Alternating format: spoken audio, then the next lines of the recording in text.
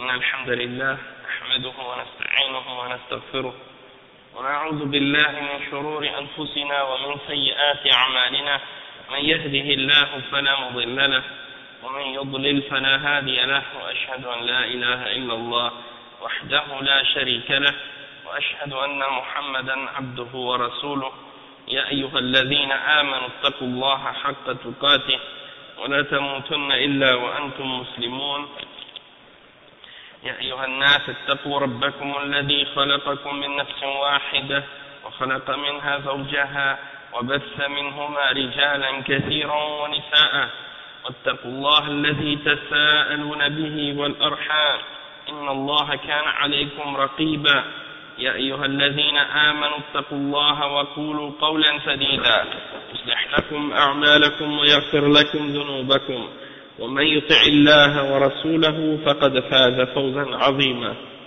أما بعد إن خير الكلام كلام الله وخير الهدي هدي محمد صلى الله عليه وسلم وإن شر الأمور محدثاتها وكل محدثة بدعة وكل بدعة ضلالة وكل ضلالة في النار أما بعد. Donc, alhamdulillah, aujourd'hui on commence le cours numéro 46 dans l'explication de Al-Arba'un al-Nawawiyya, Sharh Al-Arba'un al-Nawawiyya, Sharh Al-Arba'in al-Nawawiyya. Et donc, on est rendu aujourd'hui au hadith numéro 36.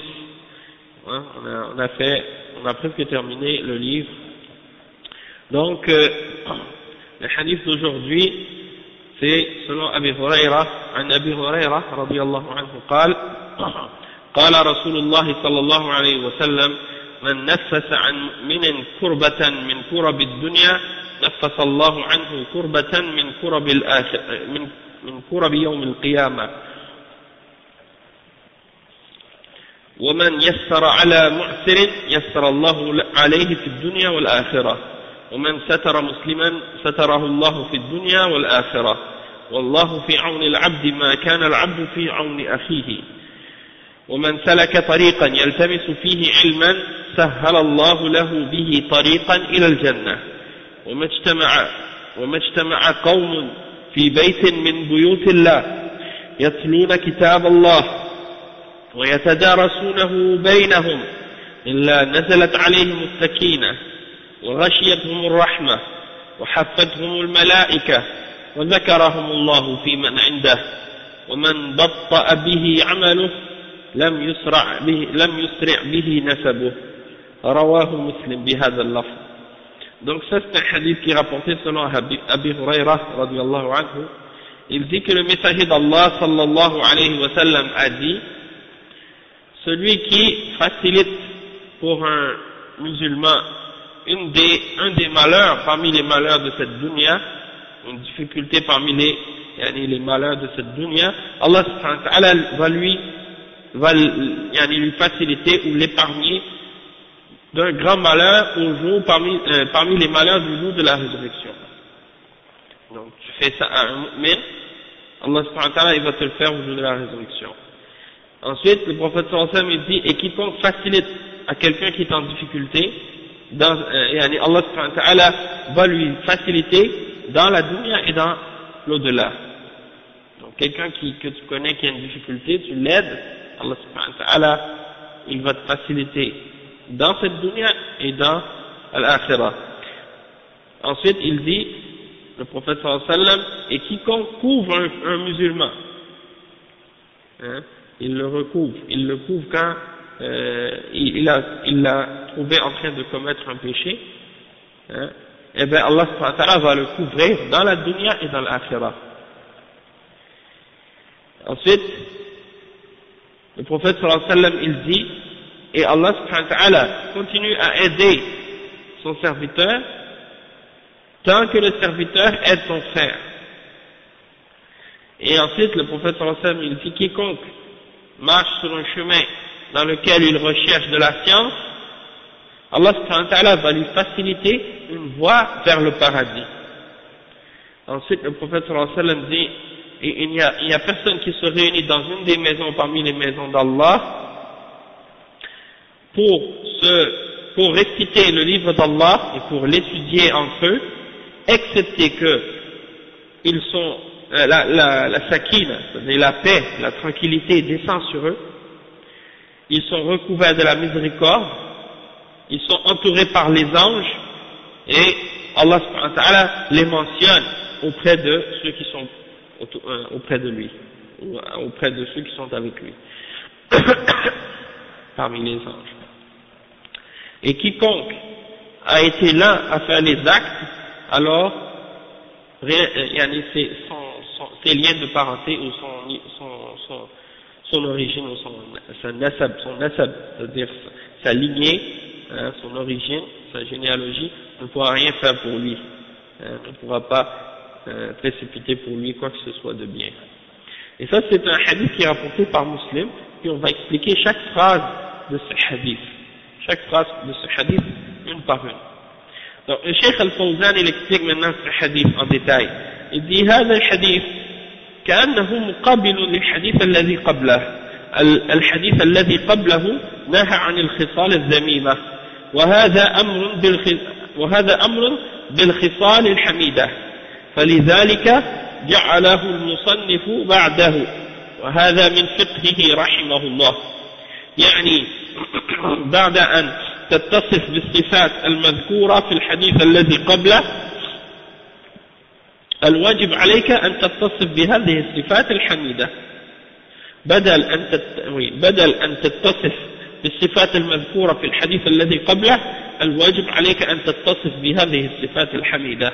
Donc le cheikh explique que ce hadith-là, quand on le lit, on a l'impression qu'il vient face à face ou exactement en ligne avec le hadith qui a suivi précédemment.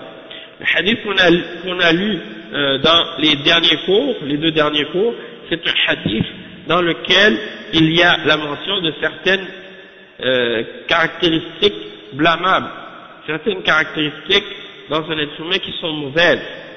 Et le prophète sallallahu alayhi wa sallam nous interdit de posséder ou d'agir selon ces caractéristiques-là. Dans le hadith qu'on est en train de lire aujourd'hui, on voit que le prophète Muhammad sallallahu alayhi wa sallam ordonne aux musulmans d'acquérir des caractéristiques qui sont louables et qui sont bonnes. Et donc c'est par opposition au hadith qu'on a mentionné ou qu'on a expliqué la semaine passée, qui interdisait des caractéristiques blâmables. Et c'est pour ça que l'auteur du livre, l'imam An-Nawawi, il l'a placé de cette manière-là dans le livre. Il l'a placé justement après l'autre hadith, et ça fait partie de sa compréhension, rahimahullah. C'est pour montrer que il a voulu expliquer les caractéristiques qui sont blâmables, et tout de suite après mentionner des caractéristiques du croyant ou du musulman qui sont louables pour qu'il puisse, après avoir compris ce qui est mauvais comme caractéristique, adopter les caractéristiques qui sont bonnes. Et ensuite le cheikh il dit, et donc c'est comme s'il disait, au lieu d'avoir ces caractéristiques-là qu'on a mentionnées dans le hadith qui est précédent, c'est obligatoire pour toi d'avoir celles qui sont mentionnées ici. Parmi les caractéristiques mentionnées, le cheikh il les énumère une par une. Il dit al-oula قوله من نفس عن مؤمن كربة من كرب الدنيا نفس الله عنه كربة من كرب يوم القيامة.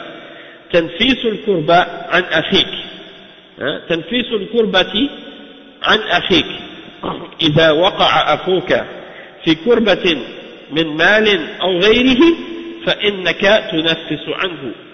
والتنفيس التوسعة، يعني توسع عليه الضائقة المالية أو تطرده أو تتصدق عليه. والضائقة غير المالية كأن يكون في هم وغم فتسري عنه وتفرحه وتدخل السرور عليه. فإذا فعلت ذلك نفس الله عنك كربة من كرب يوم القيامة لأن الجزاء من جنس العمل. فأنت ستقع في كربة يوم القيامة فإذا كنت في الدنيا نفست عن أخيك نفس الله عنك يوم القيامة ووسع لك. Le cheikh explique que le prophète sallallahu alayhi wa sallam il mentionne comme première caractéristique le fait que celui dans la dunya le croyant, le musulman, qui a aidé son frère lorsqu'il avait un malheur ou une difficulté, et il lui a allégé ce malheur-là, il l'a allégé dans son malheur, alors Allah subhanahu wa ta'ala va l'alléger au jour de la résurrection en lui enlevant un malheur parmi les malheurs du jour de la résurrection, ou une des difficultés parmi les difficultés de l'au-delà, du jour de la résurrection. Donc il explique que le fait d'enlever à ton frère un des malheurs, ou un malheur quelconque, ou une difficulté quelconque, c'est-à-dire que si tu vois que ton frère a une difficulté financière ou autre, eh bien tu essaies de l'alléger, tu essaies de lui donner du lousse, de l'espace, pour qu'il puisse se sentir moins étroit, moins à l'aise, plus à l'aise financièrement, moins à l'étroit. Donc, soit que tu vas lui prêter de l'argent, ou soit que tu vas lui donner en sadaqa, tu vas lui faire une charité ou le monde, tu lui donnes un peu. Comme ça, il va se sentir plus à l'aise dans sa difficulté, il va pouvoir respirer un peu. Et si c'est une difficulté qui est autre que financière, eh bien dans ce cas-là, tu vas l'aider dans d'autres choses. Comme par exemple, si il n'est pas en difficulté économique, mais il a juste des soucis, il a des soucis, il a des angoisses ou des problèmes dans sa tête, dans son cœur, il y a des choses qui le troublent ou qui le dérangent, eh bien tu essaies de faire rentrer en lui la joie, la gaieté, du fait que tu vas essayer de lui parler d'une manière pour le faire oublier sa difficulté, lui faire oublier ses soucis, lui faire oublier ses angoisses et sa tristesse ou sa peine, des choses de ce genre.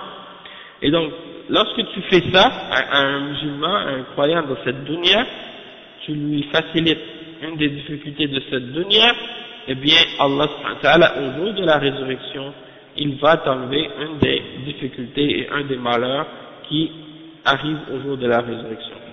Donc, comme on dit en arabe, al-jaza min jins al-amal, c'est-à-dire la rétribution, elle correspond toujours à l'action. Tu vois, si tu fais le bien, tu reçois le bien en retour, si tu fais le mal, tu reçois le mal en retour. Donc, le cheikh il dit, si tu arrives dans une difficulté au jour de la résurrection, eh ben, si tu as été bon avec ton frère dans cette dunya et que tu l'avais aidé et que tu lui avais facilité quelque chose dans cette dunya, tu as facilité ça pour ton frère, eh bien Allah subhanahu wa ta'ala au jour de la résurrection, il va faire de même avec toi. Il va te faciliter les choses. Et on peut dire la même chose aussi, en fait, pour quelqu'un qui aurait rendu les choses difficiles pour son frère dans cette dunya, eh bien, Allah subhanahu wa ta'ala va lui donner la même chose au jour de la résurrection. Wa alaykum salam. Tu as rendu la vie difficile à quelqu'un, parmi tes frères, Allah subhanahu wa ta'ala au jour de la résurrection, il va te faire la même chose peut-être. Donc il faut faire attention à ça.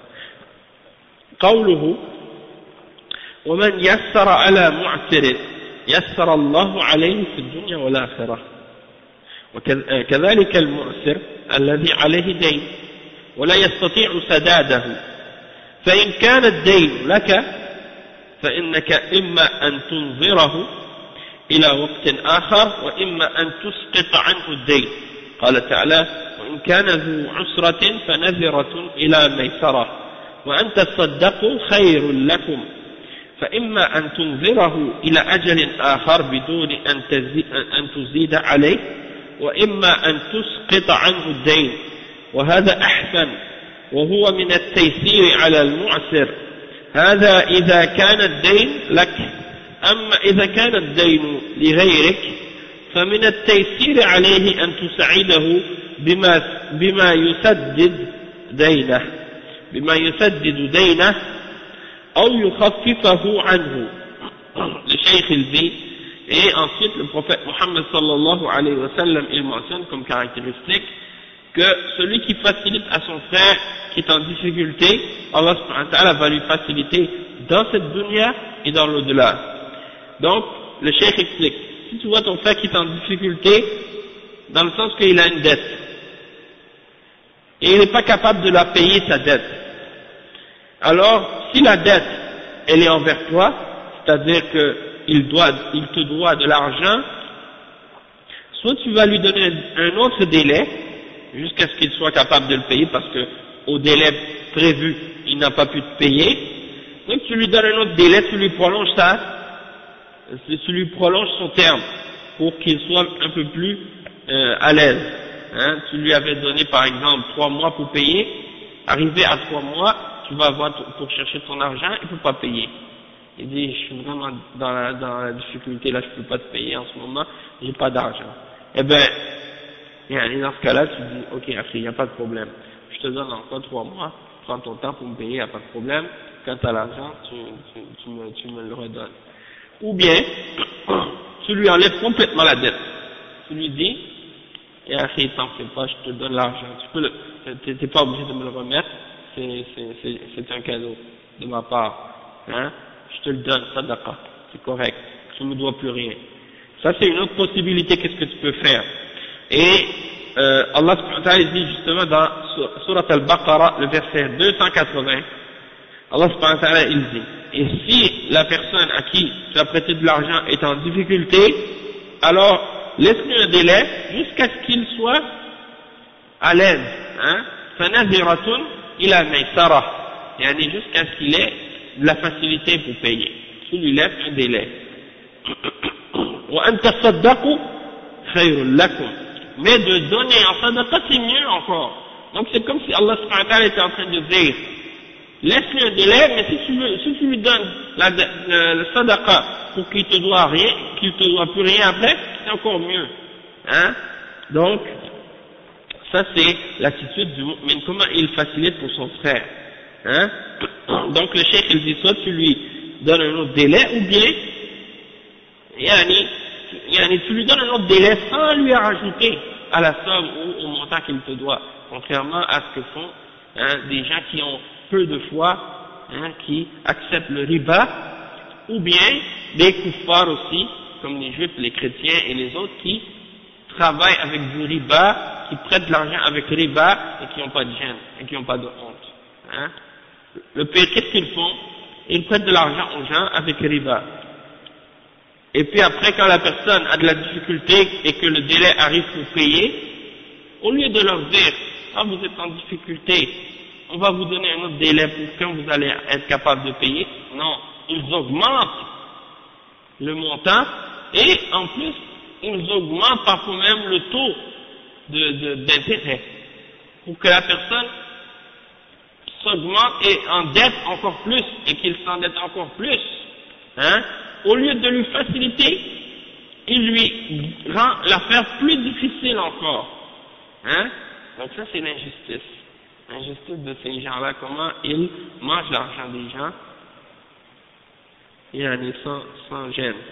Et tu les vois dans le métro et dans les centres commerciaux, ils offrent cette carte et ils donnent un cadeau en échange. Hein? Ils offrent cette carte et ils donnent un cadeau avec, si tu remplis la feuille. Et ils le donnent à qui? Aux étudiants et aux gens qui travaillent, mais bon, peut-être quelqu'un ne gagne pas beaucoup, hein? Ils lui donnent quand même. Puis la personne, elle commence à s'endetter. Après, il est pris là-dedans, il ne peut plus s'en sortir facilement. Donc c'est ça, le piège. Ah non, ça c'est un fléau, et le pire, tu sais le pire là-dedans, c'est quoi? Qu'est-ce que j'ai remarqué, Allah musta'an, c'est que beaucoup d'entre les personnes qui travaillent pour faire la promotion de ces cartes, eh bien ce sont des musulmans dans les centres commerciaux. Tu les vois comme ça, offrir cette carte-là aux gens. Hein? Allah musta'an. Et un frère, je discutais avec lui en France, il me donnait des exemples, il me disait plein de contradictions dans lesquelles nous on vit parfois les musulmans. Allah musta'an. On dit, tu vois, les musulmans, on sait tous que l'alcool c'est haram. Hein? Mais quand c'est par exemple la récolte des raisins en France, lorsqu'ils vont faire le vin, Ils appellent ça les vendanges. Eh bien, qui est-ce qui travaille là-dedans? C'est les musulmans. Hein?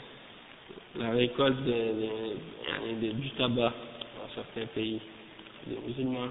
Mais beaucoup de choses comme ça, c'est des affaires. Les gens, ils disent oui, l'alcool, il n'y a pas de doute, c'est haram. Mais quand l'argent rentre, des fois, on oublie. On se laisse distraire par l'argent. On perd la notion. Donc, ça c'est très important. En passant, juste un rappel du fait que nous, un musulman en réalité, donc un kafir, quand il travaille, il cherche un travail, il ne se pose pas de questions dans le sens est-ce que c'est halal, est-ce que c'est haram, est-ce que c'est moral, est-ce que c'est immoral, est-ce que c'est bien, est-ce que c'est mal, il ne se pose pas de questions. Yani, le travail est là, on prend le travail, on travaille, on fait de l'argent, c'est ça qui compte. Le musulman, non. Le musulman, il doit se poser la question, pour quelle compagnie je travaille? Cette compagnie, qu'est-ce qu'elle fabrique? Est-ce qu'elle fabrique des choses halal? Est-ce qu'elle fabrique des choses haram? Est-ce qu'elle vend des choses haram? Hein?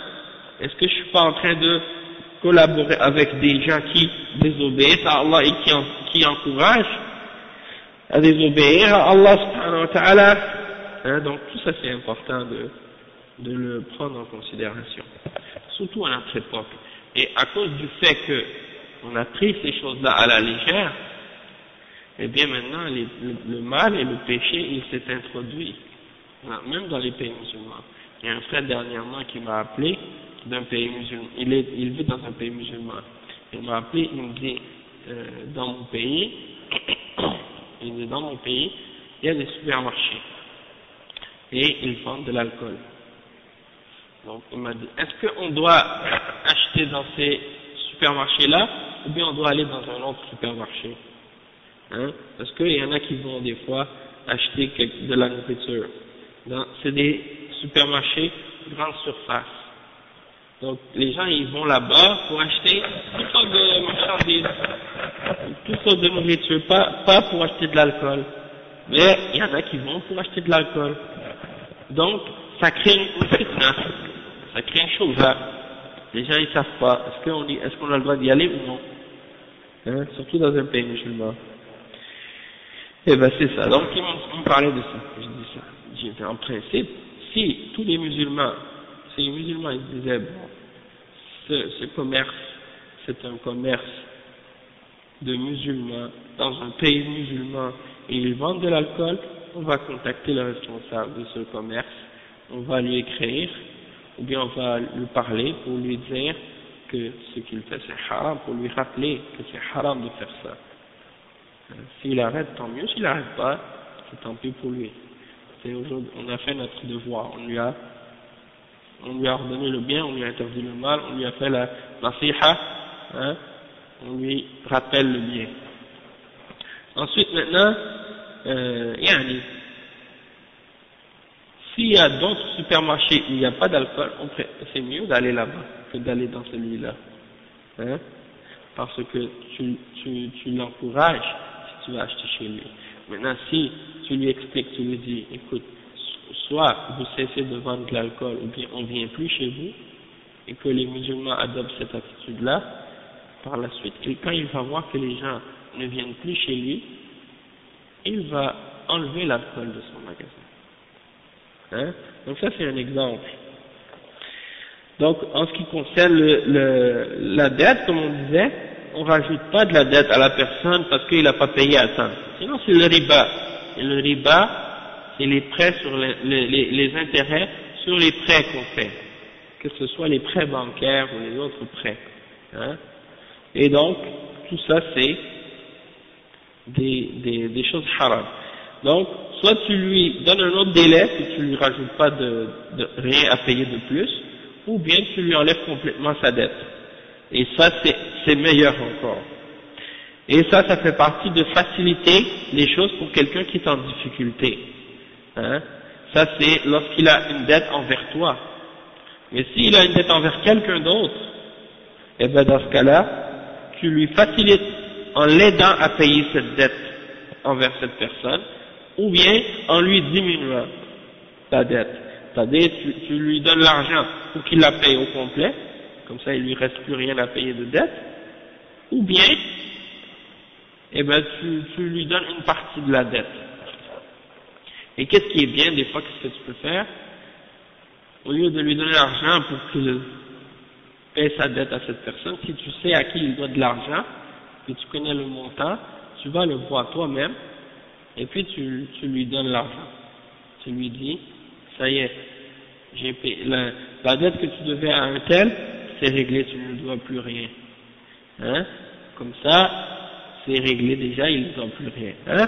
Ça, c'est des choses que quelqu'un peut faire pour son frère, pour lui faciliter. Et le prophète sallallahu alayhi wa sallam a dit, celui qui fait ça à quelqu'un dans cette dunya, eh bien Allah subhanahu wa ta'ala va lui faciliter à lui dans cette vie et dans l'autre. Hein? Donc, masha'Allah. Et il dit ensuite dans la suite du hadith, وَقَوْلُهُ مَنْ سَتَرَ مُسْلِمًا سَتَرَهُ اللَّهُ فِي الدُّنْيَا وَالْآخِرَةِ هذا ضد الغيبة والنميمة التي سبق النهي عنها في الحديث الذي قبله فإذا رأيت على أخيك نقصا في دينه فبادره بالنصيحة بينك وبينه فربما يكون جاهلا أو غلبته نفسه أو الشيطان فأنت تنصحه وتبين له فيما بينك وبينه سرا وتستر عليه ولا تفضحه في المجالس وعند الناس. Le cheikh explique que le prophète Muhammad sallallahu alayhi wa sallam il dit ensuite, et celui qui a couvert un musulman, Allah subhanahu wa ta'ala va le couvrir dans cette dunya et dans l'au-delà. Et ça c'est le contraire de al-ghiba et al-namima, c'est-à-dire de parler dans le dos et de répandre des rumeurs à propos de cette personne-là. Et on a expliqué dans le hadith précédent que ça c'est une chose qui est interdite. Donc tu vois ton frère qui a une défaillance ou un problème dans sa religion, il a une faiblesse dans sa religion, alors précipite-toi pour lui donner le bon conseil, entre toi et lui en privé. Tu vas le voir puis tu lui dis en privé, et tu sais pas, peut-être que c'est une personne qui savait pas qu'est-ce qu'elle faisait, c'était haram. Ça arrive des fois. Tu vois quelqu'un en train de faire quelque chose, et tu le vois, tu t'en vas lui parler, tu lui dis, Akhi, est-ce que tu savais que cette chose-là que tu es en train de faire, ça c'est haram? Akhi, taqillah, ça c'est pas correct. Hein? Attention, Akhi, c'est pas bon. Hein? Donc ça c'est des choses importantes. Peut-être que la personne ne savait même pas, tu vas lui dire ça, elle va dire, ah vraiment, je savais vraiment pas que cette chose-là c'était haram. Hein? Et là après, elle va abandonner cette chose. Ou bien, elle a été prise par la passion, les désirs, le shaitan qui l'a tenté, puis il s'est laissé aller. Alors tu lui rappelles, tu dis, ah, ça c'est pas correct. Cette chose-là, ça c'est mauvais pour toi et c'est haram. Crains Allah subhanahu wa ta'ala. Hein? Et la personne elle dit, barakallahu fik, jazakallahu khairan akhi, vraiment j'ai eu une faiblesse, shaitan il a eu le dessus sur moi, mais qu'Allah me pardonne, etc., etc., je vais arrêter ça. Hein? Quelqu'un comme ça, alhamdulillah, tu fais un bien, lorsque tu le vois, mais tu lui donnes le nasiha, mais tu vas pas aller dehors après, voir les gens, dire, j'ai vu tel frère, il était en train de faire ça, il était en train de faire ça, il était en train de dire ça, hein, on l'a vu à telle place, avec telle personne, il était en train de faire le haram, si tu fais ça, alors ça sert à rien. Là, tout ce que tu avais fait de bien, de lui donner le nasiha, de le corriger, de lui donner le bon conseil, là tu es en train de le détruire maintenant, de le salir maintenant, hein, et ça c'est mauvais. Donc toi tu dois donner le bon conseil à ton frère, et tu dois lui rappeler le bien, hein. Et les ulama ils ont expliqué justement un point à ce sujet-là. Quand est-ce que c'est bien de cacher son frère, quand est-ce que c'est pas bien de cacher son frère? Parce que c'est pas une règle absolue dans toutes les situations. Il y a des cas où ton frère tu dois le couvrir et le protéger, hein, et ne pas dévoiler ses péchés aux gens. Ça c'est dans les cas où c'est un musulman qui est connu comme étant quelqu'un qui est pratiquant de l'islam, qui craint Allah, qui s'éloigne des péchés, qui fait des efforts pour être un bon musulman, tu le vois, hein, dans sa pratique, c'est quelqu'un d'honnête. Tu le trouves en train de commettre quelque chose de haram ou de faire un péché. Hein, c'est comme un frère, je me rappelle au début quand on était converti à l'islam. Hein, il disait, le frère qui nous donnait les cours au début, il dit, tu rentres dans la mosquée, tu trouves un frère en train de voler dans la boîte de la mosquée.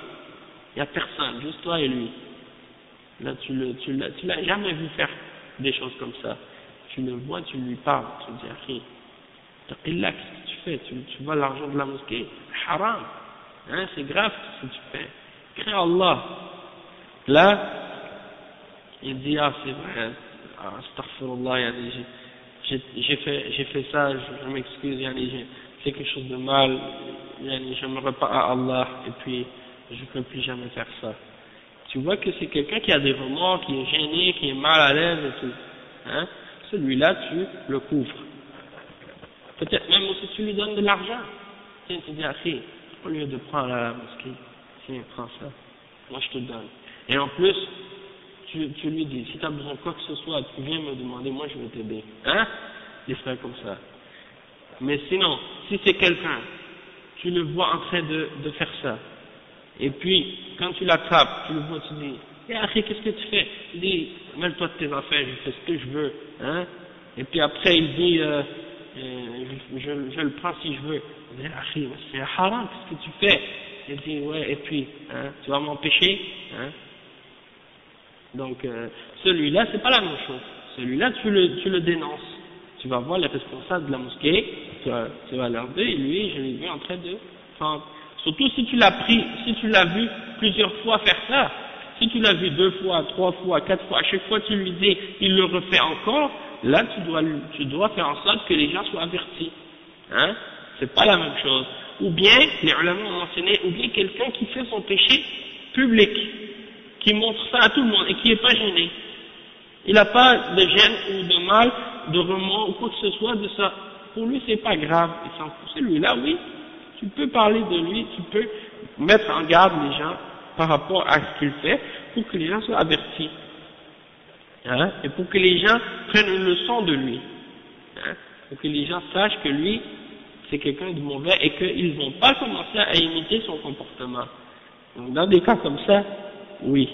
Mais dans d'autres cas, hein, comme le cas de quelqu'un qui fait une erreur, il est tombé dans le péché, hein, celui-là tu le couvres. Tu ne vas pas dire à tout le monde, qu'est-ce que ton frère a fait comme péché. Parce que dans ce cas-là, c'est grave. Hein, c'est comme si tu l'as dévoilé devant les gens. Maintenant, il y a comme le prophète sallallahu alayhi wa sallam, il a dit, celui qui le couvre, son frère, Allah va le couvrir dans cette vie et dans l'autre. Donc couvre ton frère. Couvre ton frère si tu veux que Allah te couvre au jour de la résurrection. Hein? Et c'est pas comme certains qui utilisent ce hadith-là pour défendre les gens de bid'a. Hein? Les gens qui appellent à la bid'a ou qui appellent à des idées d'égarement, hein? Qui appellent soit au takfir ou qui appellent par exemple à des idées de soufiyya ou bien des croyances de hizbiyya ou des choses de ce genre, tu mets en garde contre eux. Si tu peux mettre en garde contre eux parce que tu sais que c'est des gens qui appellent à une bid'a ou à des égarements, tu mets en garde contre eux. Tu vas pas le couvrir, celui-là. Hein? Tu lui donnes tu as donné la nasiha à la personne, tu lui as parlé, tu lui as expliqué ses erreurs, et il persiste, il est arrogant et fier, il ne veut pas revenir à la vérité. Tu mets en garde tes frères contre cet individu-là. C'est pas quelqu'un qui accepte. Hein? Et donc tu avertis contre lui, ça rentre pas dans ces choses-là. Parce que c'est une autre catégorie, ça rentre pas dans cette catégorie-là. Ensuite, donc le cheikh il dit, peut-être c'est une personne qui est ignorante. Peut-être la personne ne savait même pas ce qu'elle a fait, que c'était haram. Et j'ai déjà vu des gens comme ça. Ils faisaient il y a un homme que je voyais à la mosquée régulièrement. Lui, il n'a pas appris la religion comme il faut. Il vient, il commence à prier. Hein? Au Canada, il commence à prier. Dans son pays, il n'a jamais prié. Hein? Il pratique, mais il n'a jamais appris. Cependant, il vivait avec une femme. Et cette femme, il n'était pas marié avec elle. Et quand je lui ai expliqué, ça c'est le zina, c'est haram. Il a dit, je savais pas. Il dit, moi je pensais le zina, c'est quand quelqu'un est marié, puis il va aller avec une femme alors qu'il est marié. Il va avec une autre femme qui n'est pas sa femme. Il dit oui, ça c'est le zina aussi. Mais ça aussi c'est le zina. C'est-à-dire, il y a le zina pour la personne qui est mariée, c'est plus grave, mais il y a aussi le zina pour la personne qui n'est pas mariée, ça aussi c'est grave. Ça aussi c'est un péché. Même si c'est moins grave que celui qui est marié, c'est quand même un péché. Donc ça c'est un exemple. Hein? Et donc tu lui expliques. Et après quand il a su, il a cessé ça. Il s'est marié par la suite. Hein? Ça c'est des cas exceptionnels. En général, les musulmans ils savent ça, ces choses-là. Mais il y a des cas où tu peux trouver des gens, ils ne savent pas. Le cheikh il dit ensuite, donc tu le couvres ton frère, entre toi et lui. Tu vas pas lui faire la honte devant tout le monde. Hein? Le gêne devant tout le monde, lui faire la honte. Ça c'est pas correct. قوله والله في عون العبد ما كان العبد في عون أخيه هذا عام فإذا أعنت أخاك بأي نوع من أنواع الإعانة فيما يحتاج إليه فإن الله يكون في عونك يعني يعينك لأن الجزاء من جنس العمل فإذا كنت تريد أن يعينك الله فإنك تعين أخاك أو إخوانك بما تقدر عليه من المال أو الجاه أو غير ذلك. Le cheikh il dit, et Allah subhanahu wa ta'ala, ensuite le prophète sallallahu alayhi wa sallam il dit, et Allah subhanahu wa ta'ala il aide son serviteur tant que son serviteur est dans l'aide de son frère. Hein? Le cheikh il dit, ça c'est général. Si tu aides ton frère, peu importe dans quelle sorte d'aide que tu lui donnes, hein, dans une aide de quelque chose qu'il a besoin, alors Allah subhanahu wa ta'ala il va t'aider toi aussi. Il va t'aider toi aussi parce que la rétribution correspond toujours à l'action et au geste. Si tu fais le bien, tu reçois le bien. Si tu fais le mal, tu reçois le mal. T'aides ton frère, Allah t'aide. Hein?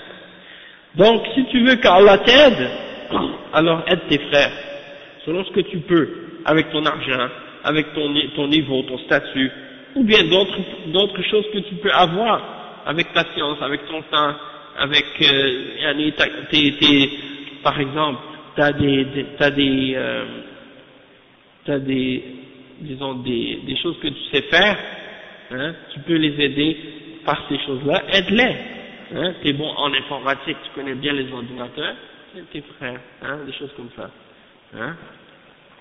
قوله ومن سلك طريقا يلتمس فيه علما يعني العلم الشرعي الديني أما سلوك الطريق للعلم الدنيوي فهذا مباح ولكن سلوك الطريق للعلم الشرعي هذا مشروع قد يكون واجبا أو مستحبا وسلوك الطريق يشمل الطريق الحسي بأن تسافر وترحل لطلب العلم ويشمل الطريق المعنوي بأن تقرأ وتحفظ وتتفهم النصوص من الكتاب والسنة هذا سلوك لطريق العلم شراء الكتب النافعة القراءة فيها والتأمل فيها ودراستها على العلماء هذا من سلوك الطريق لطلب العلم وهو طريق معنوي.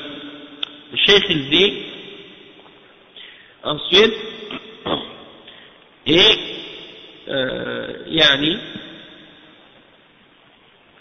le prophète sallallahu alayhi wa sallam il dit ensuite et quiconque marche sur un chemin dans lequel il va rechercher une science.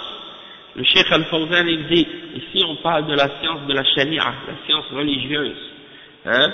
En ce qui concerne de marcher sur une voie ou un chemin pour apprendre la science de la dunya, ça c'est correct, c'est permis. Hein? C'est quelque chose qui est moubah. Mais c'est pas équivalent à chercher la science du ilm shara'i. Hein? Du ilm de l'islam, du ilm de la religion, du ilm de la sharia.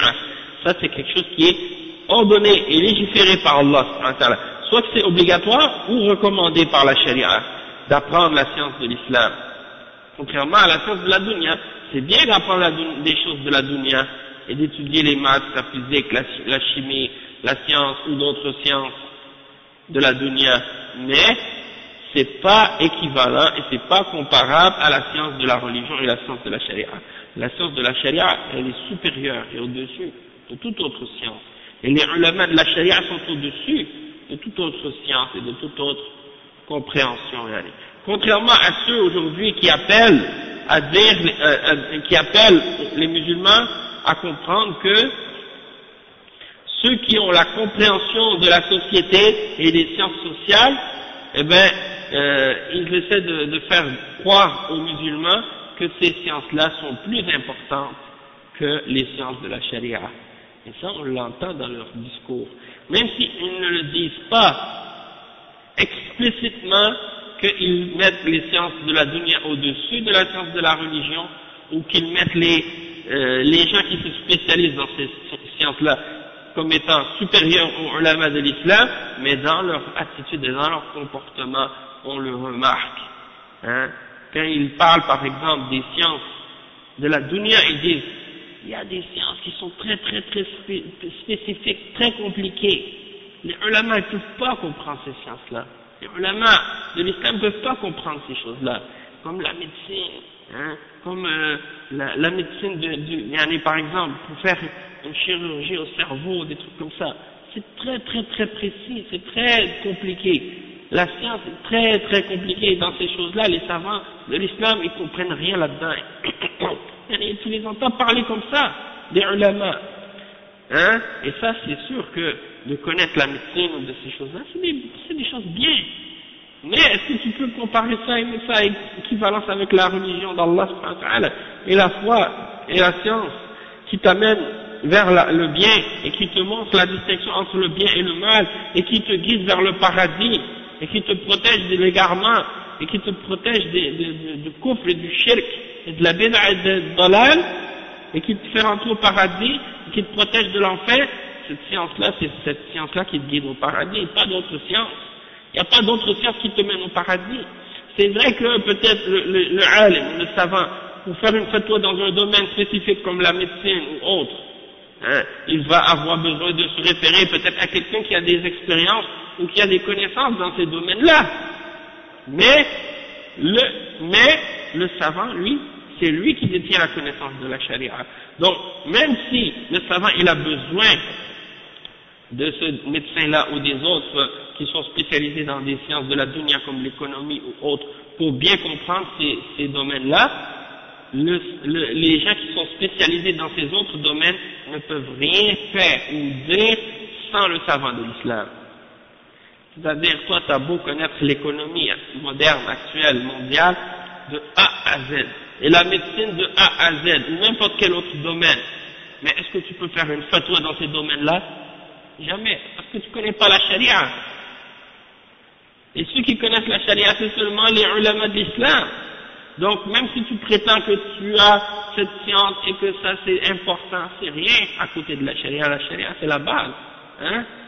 C'est le plus important. Donc, alhamdulillah, ça c'est des choses qui sont importantes à comprendre. Et il y en a maintenant qui veulent se donner une importance qu'ils n'ont pas et s'élever au-dessus des ulama et aller avec ces sciences-là parce qu'ils n'ont pas eu la patience de chercher la science de la charia et de l'étudier et de se dévouer dans cette voie-là. Ils ont pris leur temps à étudier d'autres choses et maintenant ils veulent essayer de prendre la place des ulama de l'islam et de s'élever au-dessus des ulama de l'islam. Allah musta'an. Mais Allah il dit يرفع الله الذين آمنوا منكم والذين أوتوا العلم درجات. Allah subhanahu wa ta'ala il élève ceux d'entre vous qui ont cru et ceux qui ont reçu la science, il les élève en degrés. Et ça c'est les ulama de la sharia, hein? Les héritiers du prophète. Al-ulama warathatul anbiya, les savants sont les héritiers des prophètes. Barakallahu fik.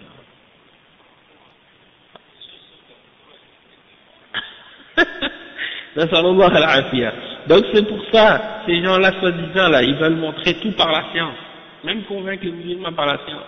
Ils parlent des miracles du Coran, Au lieu de parler du tawhid et de l'iman et des preuves que Allah subhanahu wa ta'ala c'est le seul qui mérite d'être adoré pour réfuter les mushrikines, les chrétiens, les juifs et les autres qui adorent d'autres avec Allah subhanahu wa ta'ala, il se base sur des trucs de miracles, il se base sur les théories des kuffars pour essayer d'interpréter le Coran.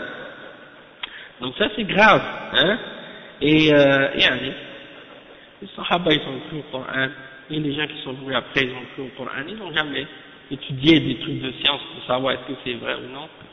C'est pas ça qui détermine la foi de quelqu'un. Il y en a des gens qui sont des kuffars, qui ont étudié la science moderne et qui adorent des idoles. Ils ont des doctorats, des PhD, des maîtrises dans toutes sortes de sciences modernes. Ils adorent autre que Allah subhanahu wa ta'ala.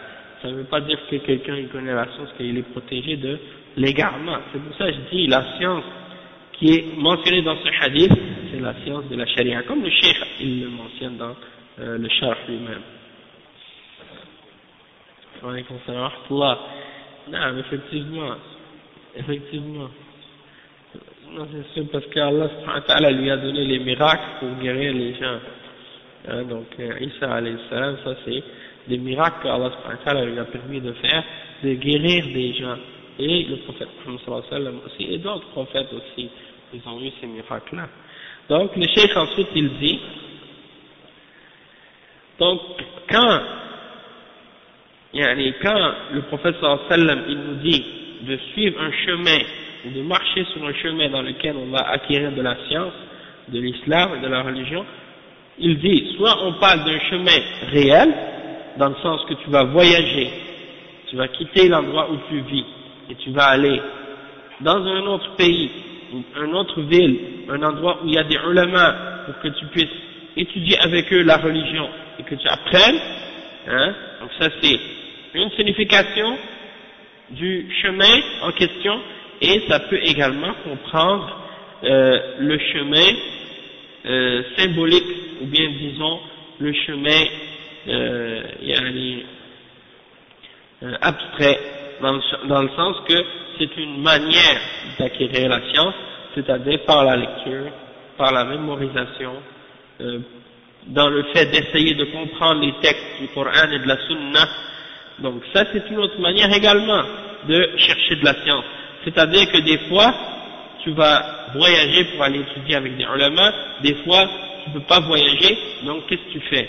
Tu lis dans les livres, tu écoutes des durus enregistrés, tu essaies de comprendre, en faisant des recherches, des études, et de comprendre ta religion, la parole d'Allah, le Coran et la Sunna, avec les moyens que tu possèdes là où tu es.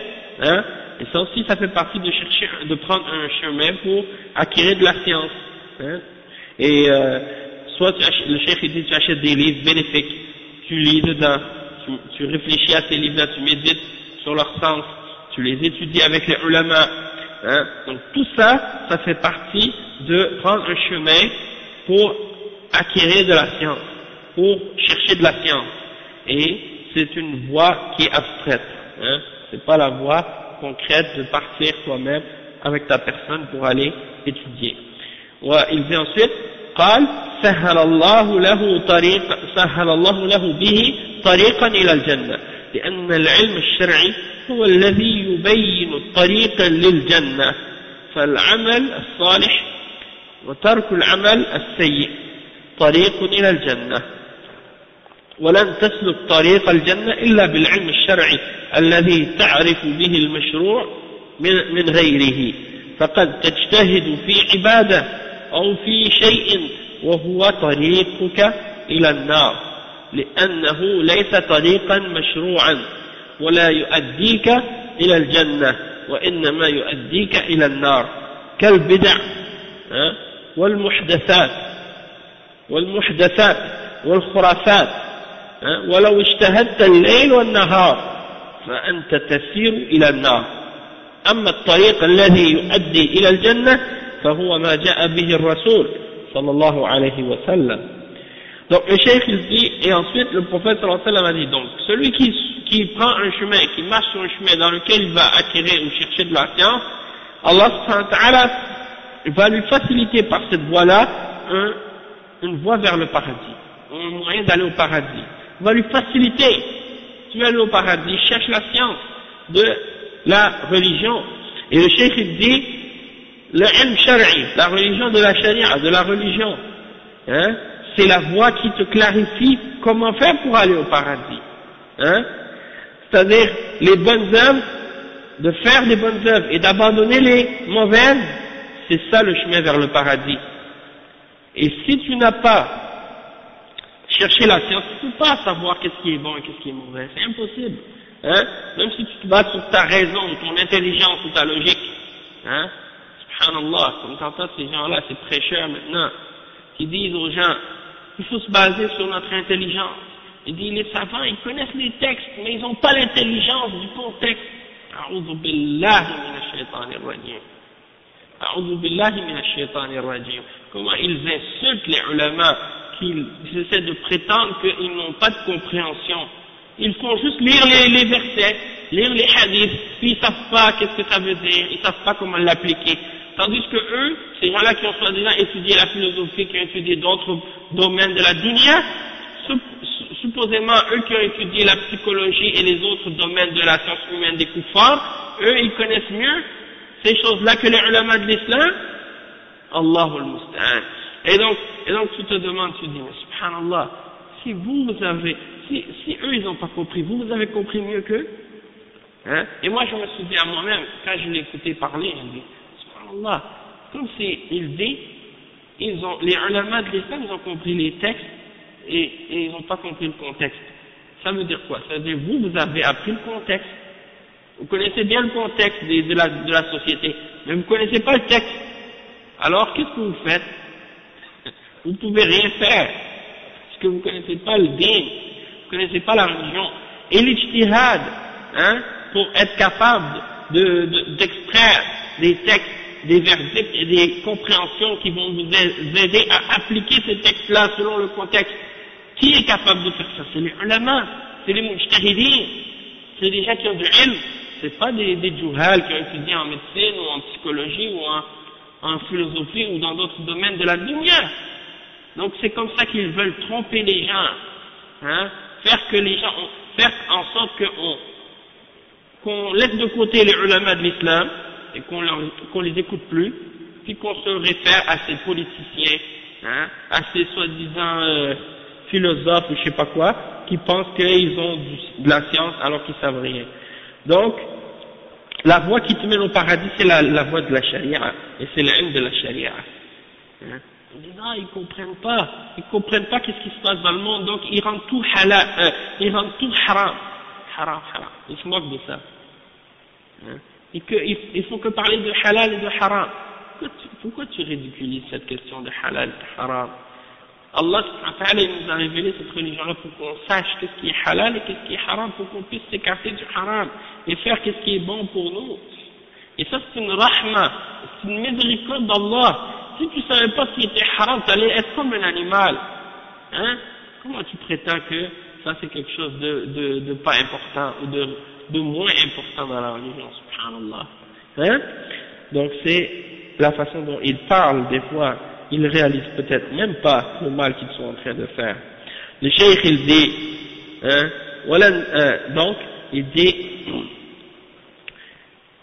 si tu veux aller au paradis, il n'y a pas d'autre chemin pour y aller que par la science de la charia, par laquelle tu vas pouvoir savoir qu'est-ce qui est légiféré et qu'est-ce qui n'est pas légiféré. Sinon, tu peux faire des efforts dans les adorations. Hein, tu fais beaucoup de prières, beaucoup d'efforts dans la religion, hein, et à la fin, tu vas où? Tu vas en enfer. Pourquoi? Parce que tu t'es dépensé, tu as fait des efforts dans une adoration, mais toi tu penses que c'est une adoration, mais tu es en train de faire quelque chose d'une façon qui n'est pas légiférée, tu es en train de faire une bid'a, hein. Alors ça t'amène pas au paradis cette adoration-là, parce que c'est pas une adoration en réalité, c'est une innovation, hein. Donc le cheikh il dit, c'est uniquement par la science de la charia que tu peux savoir qu'est-ce qui est légiféré ou non. Sinon tu vas te fatiguer à faire des choses, et ça t'amène vers l'enfer, parce que c'est des voies qui sont pas légiférées. des choses qui n'amènent pas au paradis, elles t'amènent en enfer, comme les innovations, les bid'a, les muhdathat, les khurafat, les superstitions. Même si tu fais ça jour et nuit, tu te fatigues là-dedans, hein, à la fin ça t'amène à l'enfer. Mais le chemin qui amène au paradis, c'est le chemin que le prophète sallallahu alayhi wa sallam nous a expliqué. C'est le chemin qui nous a été amené par le prophète Muhammad sallallahu alayhi wa sallam, c'est-à-dire la voie du Coran et de la Sunna et de la compréhension des salaf salih, hein, selon la compréhension des salaf. Donc aujourd'hui, ceux qui veulent vous détourner de ça et vous faire comprendre autre chose et suivre autre chose, vous savez tout de suite que c'est un égarement. Il n'y a pas jamais de tawhid, il n'y a pas jamais d'aqidah, il n'y a pas jamais des principes de base de cette religion-là, juste un blabla de philosophie et de politique. Ah mais oui, là non, ça y est, maintenant, ils sont reconnus facilement, et de toute façon, ils n'auront pas de succès. Et tout leur projet et leur plan et leur tentative est voué à l'échec. Ils ont échoué depuis des années, jusqu'à aujourd'hui, ils ont continué à échouer, et ils vont continuer à échouer dans l'avenir, parce qu'ils ne veulent pas suivre la voie du prophète Muhammad sallallahu alayhi wa sallam. Et ils sont voués à l'échec à cause de ça. أي نعم الإخوان المفلسون les ulama ils ont appelé muflisun, pourquoi? Parce que ils font toujours faillite, ils sont toujours voués à l'échec. Le cheikh il dit donc il dit قال تعالى وأن هذا صراطي مستقيما فاتبعوه ولا تتبعوا السبل فتفرق بكم عن سبيله. فالله سبحانه لم يكلنا إلى أنفسنا ولا إلى تقليد فلان وفلان أو للاستحسانات النفسية، وإنما شرع لنا طريقا مستقيما هو ما جاء به الرسول صلى الله عليه وسلم، فعليك أن تلزم هذا الطريق فإنه يؤديك إلى الجنة قطعا. أما ما خالف ما جاء به الرسول صلى الله عليه وسلم فإنه يؤديك إلى النار فاتركه. Le cheikh il dit qu'il n'y a pas de voie qui peut t'amener au paradis excepté ce qui a été amené par le messager sallallahu alayhi wa sallam. Et Allah subhanahu wa ta'ala dit dans le verset 153 dans Surat Al-An'am, et voici ma voie droite dans toute sa rectitude, alors suivez-la et ne suivez pas les petits sentiers qui vont vous faire dévier ou qui vont vous diviser de son chemin. Et donc Allah subhanahu wa ta'ala, il ne nous a pas abandonnés, il ne nous a pas laissés à nous-mêmes pour dire on va trouver soi-même le droit chemin, on va trouver soi-même la bonne voie, non. Il nous a pas dit suivez un tel ou un tel, n'importe qui, non. Il nous a ordonné de suivre le chemin, et c'est le chemin qui a été amené par le prophète Muhammad sallallahu alayhi wa sallam. Alors tu dois te forcer à suivre ce chemin-là toi-même, parce que c'est le seul chemin qui amène de façon certaine au paradis. Mais qu'est-ce qui est en opposition avec ce que le messager d'Allah sallallahu alayhi wa sallam a amené? Alors ça t'amène à l'enfer. Alors laisse tomber cette voie-là. Laisse tomber toute autre voie que celle qui est autre que celle qui a été ramenée par le prophète sallallahu alayhi wa sallam. Peu importe qui a amené une voie qui contredit celle du prophète sallallahu alayhi wa sallam. Que ce soit la voie ramenée par les États-Unis, ou la voie ramenée par la France, ou que ce soit la voie ramenée par n'importe quelle autre civilisation ou peuple, ou nation, autre que si c'était basé sur le Coran et sur la Sunna, tu le rejettes. Peu importe de quelle origine, de quel pays, de quelle langue, de quelle couleur. C'est pas la couleur ou l'origine ou la langue ou la nationalité ou le lieu géographique. Qu'est-ce qui détermine le haqq?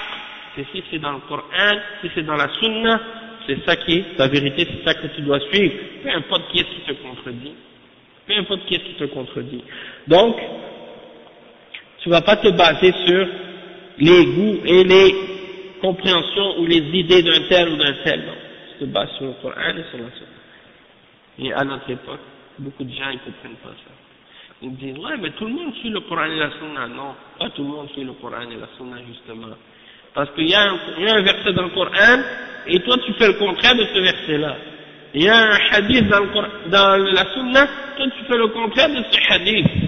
Alors comment tu peux prétendre que tu es sur le Coran et la sunna?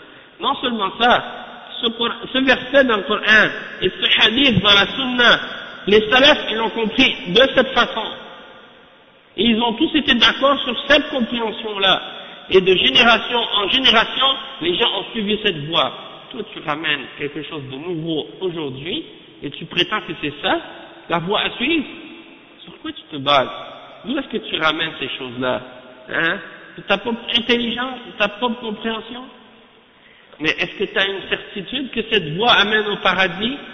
Elle est en contradiction avec ce que le prophète Muhammad sallallahu alayhi wa sallam a amené, et contradiction avec ce que les salafs ont suivi et ce qu'ils ont enseigné.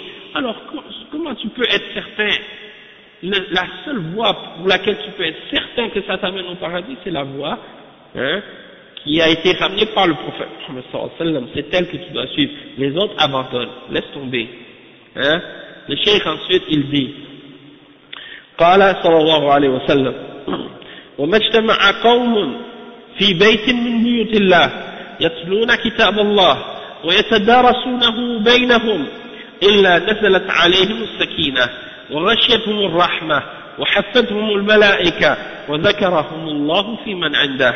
هذا فيه أن طلب العلم ينبغي أن يكون في المساجد لأنها بيوت الله ومأوى الملائكة وفيها السكينة والرحمة، فينبغي أن يكون طلب العلم في المساجد لا في المخيمات ولا في الاستراحات، ولا مانع أن يكون هناك مجلس علمي أو هناك مدرسة يدرس فيها العلم، ولكن المسجد أفضل مهما أمكن أن تكون الدراسة في المسجد فذلك أفضل. فإذا كان هناك مجلس علمي منضبط فلا بأس، ولكنه أقل أفضلية من المسجد. وما اجتمع قوم في بيت من بيوت الله يعني المساجد. Donc le cheikh explique que il n'y a pas des gens qui se réunissent dans une des maisons parmi les maisons d'Allah, c'est-à-dire les mosquées, et qu'ils récitent le livre d'Allah et qu'ils l'étudient entre eux, excepté que le calme et la sérénité descendent sur eux, et qu'ils sont recouverts par la miséricorde, et que les anges les entourent, et que Allah subhanahu wa ta'ala les mentionne auprès de ceux qui sont auprès de lui. Donc, ça nous indique, le cheikh dit, ça nous indique que la quête de la science, il faut que ce soit dans les mosquées. Parce que ce sont les maisons d'Allah, et c'est là où les anges viennent se recueillir, ils viennent se rassembler. Et c'est là qu'il y a la paix et la tranquillité, et la miséricorde. Et donc, il faut que la quête de la science, talabul ilm, ça se fasse dans les mosquées. Il dit, le cheikh ne dit pas dans les tentes, al-mukhayyamat. Il y en a qui font les ikhwan en Arabie Saoudite, les hizbiyin, qutbiyin, en Arabie Saoudite, ils font qu'est-ce qu'ils appellent les mukhayyamat. Comme des tentes, ils amènent ça dans le désert, ils font un camp, des petits camps là, pour les gens. Et soi-disant, ils étudient là-bas dans les camps. Ils utilisent cette méthode pour éloigner les gens des ulama, les jeunes. Ils leur font des activités, des trucs comme ça, puis ils leur inculquent par la suite les notions des hizbiyin, loin des ulama, loin de la population. Là, ils peuvent les brainwash comme il faut, mais c'est ça leur méthode. Et vous voyez les ikhwan, c'est très rare qu'ils font des activités dans les mosquées. Pourquoi? Parce qu'ils savent que c'est étrange, franchement, je ne sais pas pourquoi. Ils se concentrent surtout dans des endroits autres que dans les mosquées. Parce que beaucoup de gens des gens parmi ceux qui participent à leurs activités, c'est des gens qui ne fréquentent jamais la mosquée. J'ai vu dans certaines conférences de certains hizbiyin, de certains ikhwan qui donnent des conférences, ils ont filmé ça, ils ont filmé la conférence et ils ont montré la salle. Et quand tu regardes la salle, tu peux pas savoir est-ce que c'est une conférence islamique ou une conférence d'un juif ou d'un chrétien. Tout le monde est là-bas, les hommes mélangés avec les femmes pas de hijab, des hommes habillés d'une façon, tu dis est-ce que c'est des musulmans ou des chrétiens, tu peux pas savoir, est-ce que ce sont des juifs, tu peux pas savoir, tout le monde est mélangé. Hein? Et donc, tu dis, subhanallah, c'est pour ça, parce qu'ils disent, même il y en a certains parmi eux qui disent, on ne veut pas faire les activités dans les mosquées parce que les gens ont peur de venir à la mosquée, ou bien ils ne se sentent pas bien à la mosquée, donc on veut faire les activités à l'extérieur de la mosquée. Le cheikh il dit, la quête de la science doit être faite à la mosquée, et non dans les endroits comme les tentes, ou les pique-niques, ou des trucs comme ça, ou les endroits, les istirahat, les endroits pour se reposer à l'extérieur comme dans des parcs, ou des choses comme ça. Il dit, il n'y a pas de problème de le faire s'il y a une assise ou il y a une assemblée scientifique, les gens se réunissent à un endroit spécifique pour étudier comme une école, pour étudier la science de l'islam ou des choses de ce genre, ça c'est correct. Mais le meilleur endroit, c'est la mosquée. Hein? Peu importe l'endroit où tu vas faire tes cours, que ce soit à l'université ou ailleurs, hein, dans des écoles, pour étudier le Coran, pour étudier l'islam, c'est correct. Mais elle n'a pas le même mérite que la quête de la science que tu fais dans la mosquée. C'est la meilleure place pour étudier l'islam. Ok? Donc le cheikh il dit la mosquée c'est meilleur. Et il dit s'il y a un cours qui est organisé et qui se donne ailleurs, il n'y a pas de problème, tu peux y aller quand même. Mais tu dois savoir que la mosquée c'est meilleur. Et donc il dit ensuite que le prophète sallallahu alayhi wa sallam, il dit, il n'y a pas des gens il y a personne qui se réunit dans des maisons parmi les maisons d'Allah, c'est-à-dire les mosquées, qui récitent le livre d'Allah. Il dit, يتلون كتاب الله يقرؤونه ويتعلمون قراءته على الوجه الصحيح ويحفظونه لأنه هو أصل العلم ويتدارسونه بينهم يفهمون معانيه وليس المقصود الحفظ فقط وإنما تحفظ القرآن وتتقنه بالقراءات العشر لا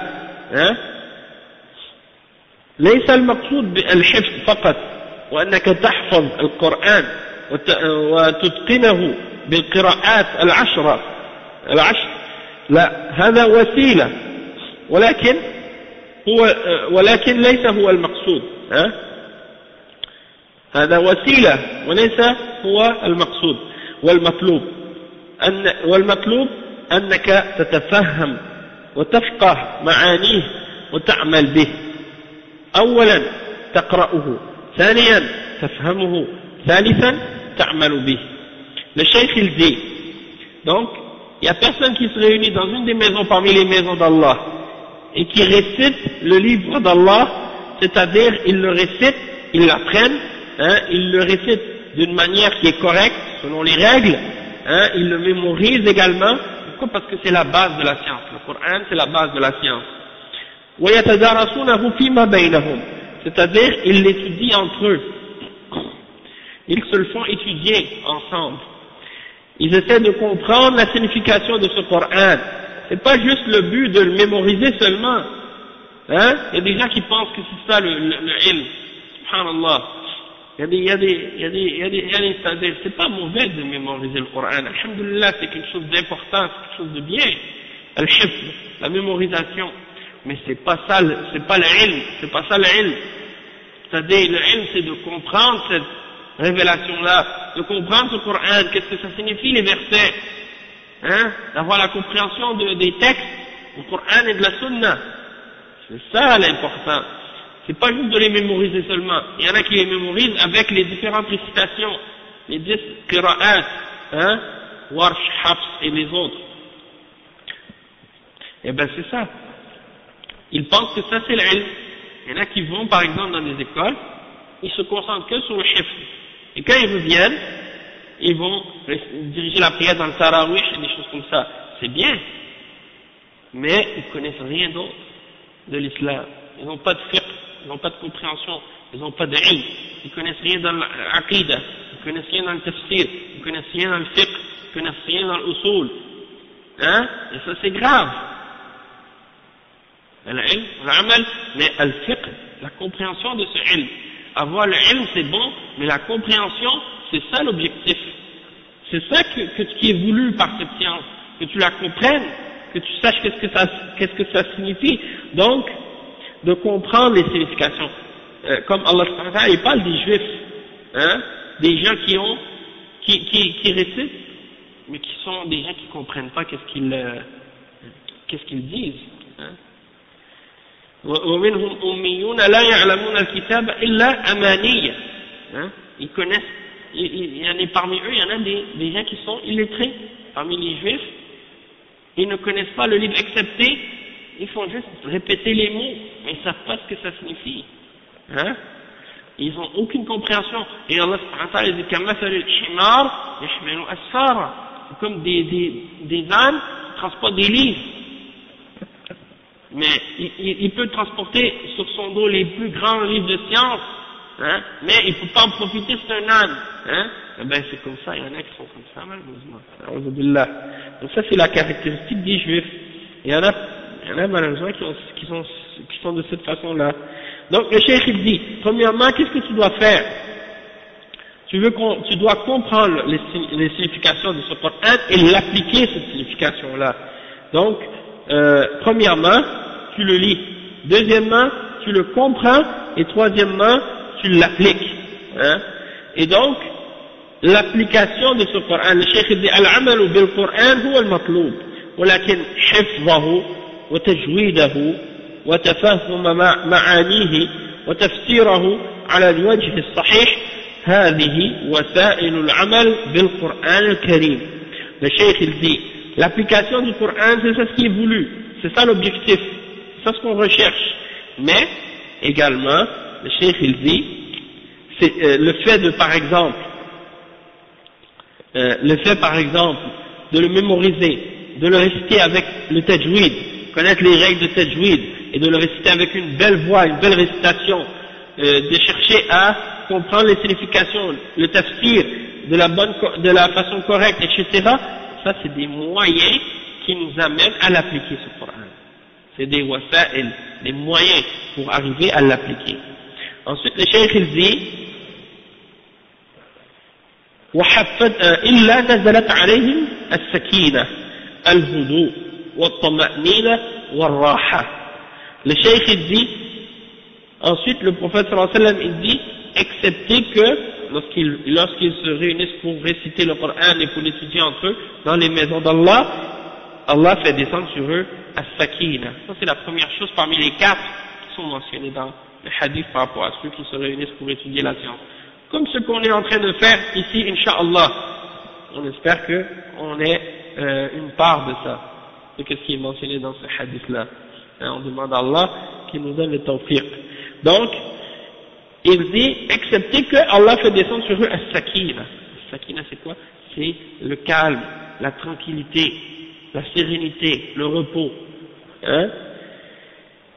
وحفتهم الملائكة، وقوله وحفتهم الملائكة، الملائكة تؤيد المؤمنين، تنزل على طلبة العلم وتؤيدهم وتدفع عنهم الشياطين، وتنزل على المجاهدين في سبيل الله وتسددهم وتشجعهم على القتال وتنفر عنهم العدو، فهي تنزل على المؤمنين في مواطن الجهاد وفي مواطن العمل الصالح وتساعد المسلمين وتعينهم. وحفتهم الملائكة يعني أحاطت بهم فلا ينفذ إليهم شر ولا أحد.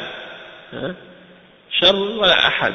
Donc le cheikh explique, il dit, excepté que les anges, après la sakina, il y a les anges qui les entourent.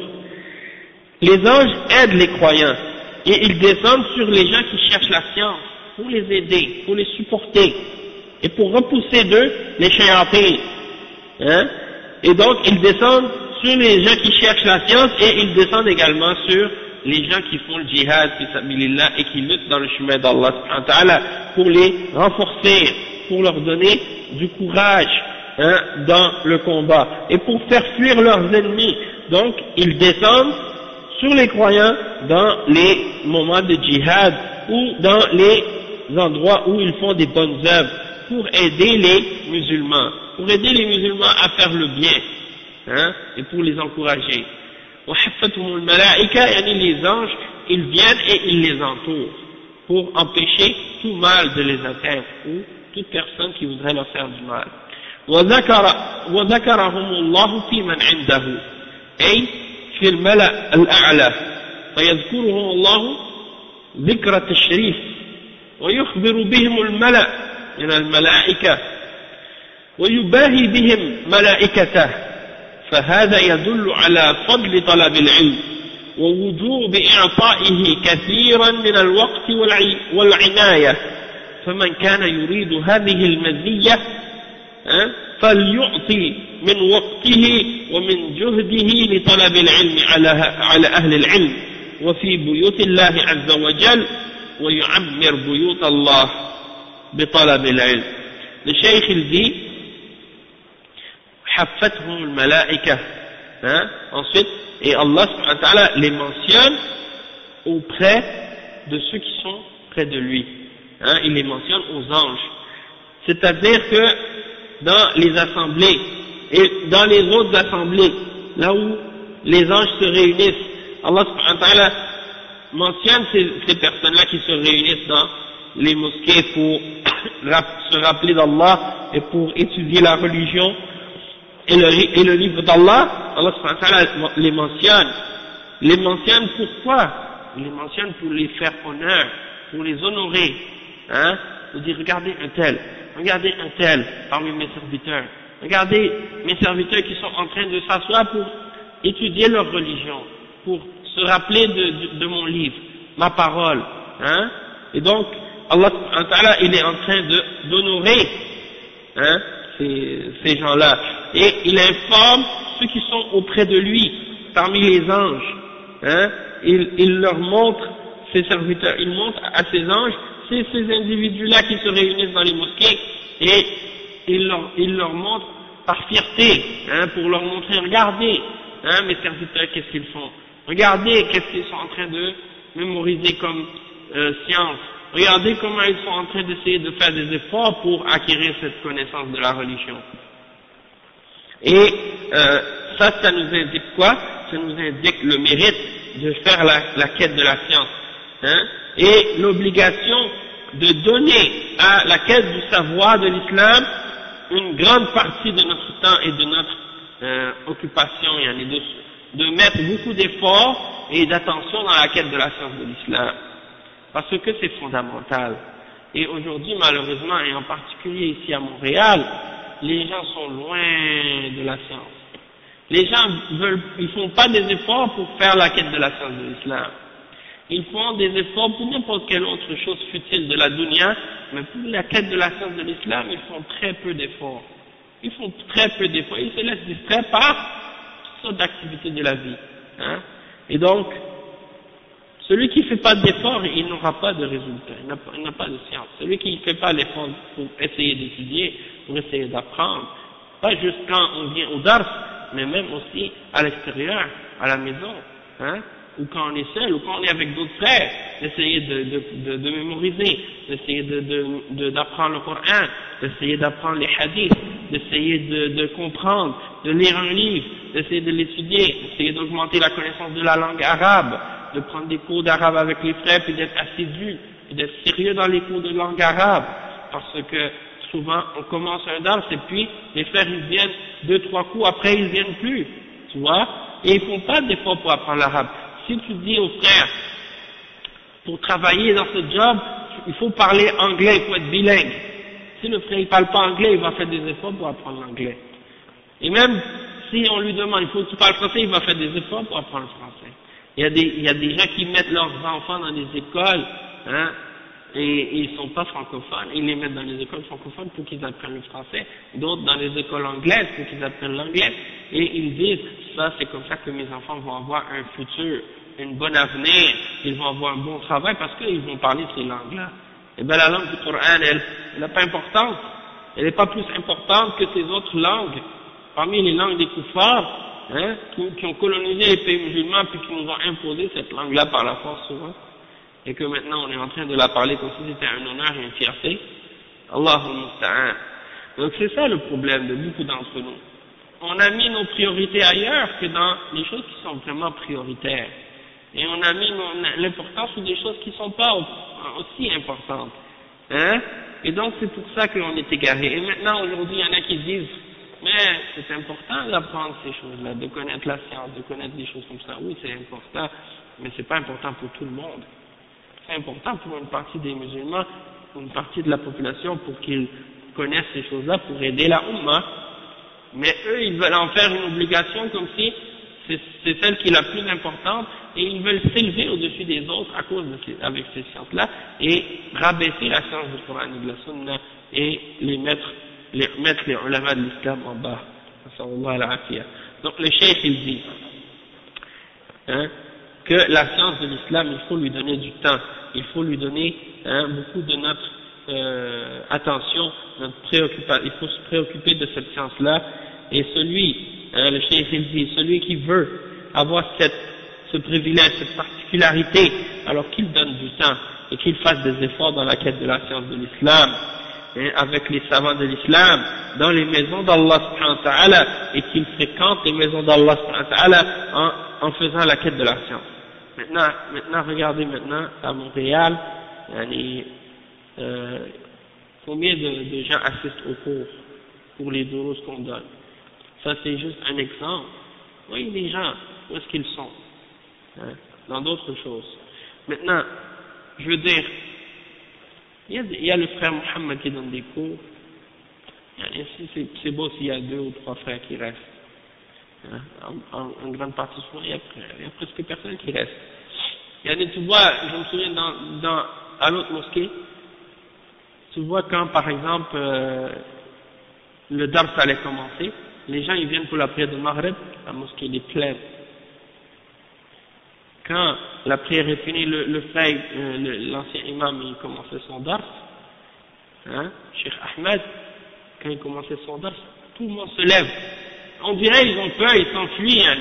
C'est comme s'ils ont vu un lion ou quelque chose comme ça, ils ne veulent pas rester. Ils se dépêchent pour sortir de la mosquée. Parce que le dars commence. Qu'est-ce qu'ils vont aller faire? Est-ce qu'ils ont des occupations importantes à faire? Ils vont aller s'asseoir dans le café et parler juste de Maghreb jusqu'à l'Isha. Rien faire. Écouter le match de foot ou faire d'autres trucs futiles. Alors qu'ils pouvaient se rapprocher d'Allah subhanahu wa ta'ala. Et la quête de cette science, c'est pourquoi? C'est pour l'utiliser soi-même et pour l'enseigner aux autres après. C'est pas juste pour dire, je suis là, j'écoute, j'apprends, j'entends et puis après je vais aller dehors, je me sens mieux maintenant. Non, c'est pas comme ça. Tu apprends, c'est pour apprendre, pour comprendre et pour transmettre. Pour expliquer aux autres qu'est-ce que tu as appris par la suite, pour l'appliquer pour toi-même et pour l'expliquer aux autres. C'est ça le but. Et il faut être précis et méticuleux et essayer de te référer à des choses et de bien les connaître et de bien les comprendre pour les transmettre correctement. Pas de répéter les choses n'importe comment. Ah ouais, des fois tu vois des frères qui disent, j'ai entendu telle chose. Ah ouais, de quel livre? Ah je sais pas. C'est qui le cheikh? Ah je sais pas. Subhanallah, tu sais pas le livre, tu sais pas le cheikh, tu sais rien. Tu as déjà entendu mais t'es pas certain. Mais qu'est-ce que t'as appris? Qu'est-ce que t'as mémorisé? T'as rien mémorisé, subhanallah. Donc ça c'est pas sérieux.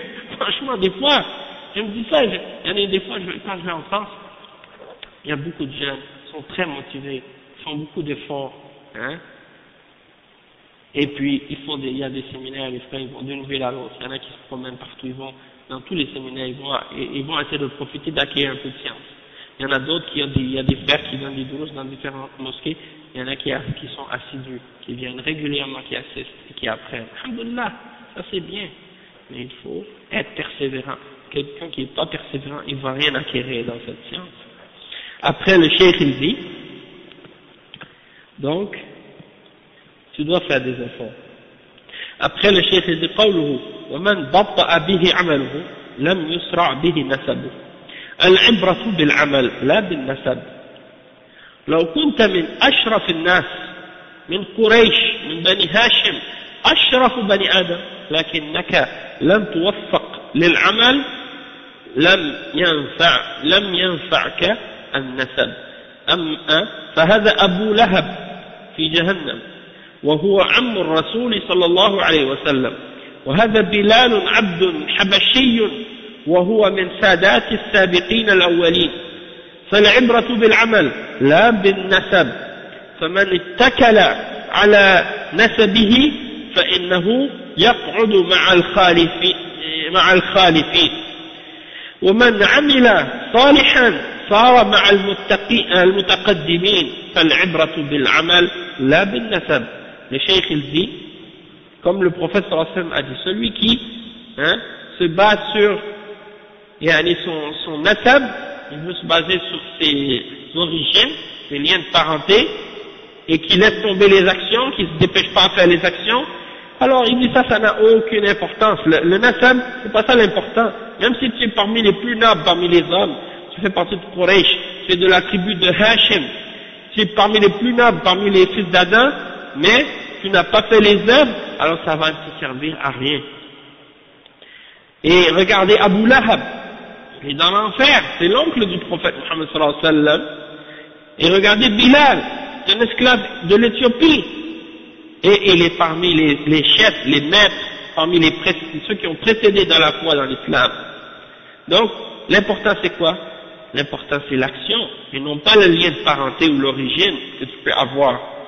Et celui qui se base juste sur son origine, ses liens de parenté, d'où il vient, il dit moi je suis de tel pays, telle origine, ça va rien faire pour toi au jour de la résurrection. Tu vas rester avec ceux qui sont restés derrière, mais celui qui fait des bonnes œuvres, il fait des actions, il va aller avec ceux qui ont précédé, qui sont en avant.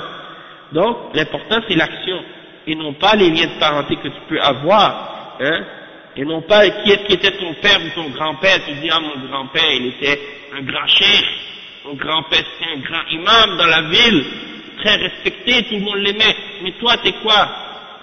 C'est ça l'important. Après le cheikh il dit وقوله من بطأ به يعني أخره عمله عن الخير لم يسرع به نسبه فأنت لن تدخل الجنة بالنسب ولو كنت من أشرف الناس وعليكم السلام ورحمة الله وبركاته إنما تدخل الجنة بالعمل ولو كنت من أقل الناس نسبا ولو كنت من العجم فإن العمل الصالح يدخلك الجنة فلا يجوز التفاخر بالأنساب والأحساب ويظن أنها تنفع عند الله عز وجل. Le cheikh il dit, donc celui qui a retardé ses actions l'ont retardé de faire le bien. Il n'a pas fait le bien avec ses actions. Il s'est juste basé sur ses liens de parenté et son origine. Il dit moi je suis de tel peuple, de telle origine, je suis de telle tribu, de tel pays, je suis meilleur, et il ne fait pas les œuvres, ça va servir à rien pour lui au jour de la résurrection. Même s'il est parmi les plus nobles, qu'il a un statut social très élevé, il fait partie de telle famille parmi les plus nobles de son pays, ça ne veut rien dire. S'il n'a pas fait les bonnes œuvres, tu ne vas pas rentrer dans le paradis juste parce que tu es dans tel pays ou parce que tu as telle origine. C'est pas ça qui va te faire rentrer au paradis. Qu'est-ce qui va te faire rentrer au paradis? C'est tes actions. Qu'est-ce que tu as fait comme action? Donc Allah subhanahu wa ta'ala, il va faire rentrer au paradis celui qui a même le plus bas parmi les hommes, même s'il a le statut le plus bas parmi tous les êtres humains, même s'il n'a pas par exemple de noblesse, un statut de noblesse et tout, il fait partie des gens les plus pauvres, les moins respectés de la société, mais du moment qu'il a fait le bien, qu'il a craint Allah subhanahu wa ta'ala, qu'il a adoré Allah subhanahu wa ta'ala, qu'il a respecté les ordres d'Allah subhanahu wa ta'ala, il va entrer au paradis. Même si tu fais partie des gens qui ne sont pas arabes, il y en a qui pensent que si tu es arabe, tu rentres au paradis, si tu n'es pas arabe, tu rentres pas au paradis. Ça c'est le jahl. Ça n'a rien à voir avec l'islam. L'islam c'est pas une religion pour les arabes seulement, c'est une religion pour l'humanité, pour tous les êtres humains, arabes et non arabes. Donc, si tu es un mu'min, tu as cru en Allah subhanahu wa ta'ala, tu dis la ilaha illallah Muhammad Rasulullah, même si tu es chinois, tu es musulman. Tu pratiques l'islam, tu es un musulman. Et tu peux rentrer au paradis plus qu'un arabe qui ne croit pas en Allah.